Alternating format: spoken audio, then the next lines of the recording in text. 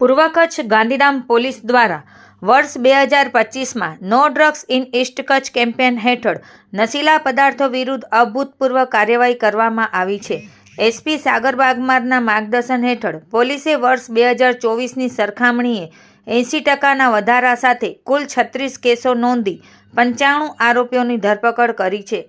આ ઝુંબેશ દરમિયાન હેરોઇન, એમડી, કોકેઇન અને ગાંજો સહિત કુલ 106 કરોડ 98,89,082નો માદક દ્રવ્યોનો જથ્થો જપ્ત કરી નશાના કારોબારને મોટો ફટકો આપ્યો છે.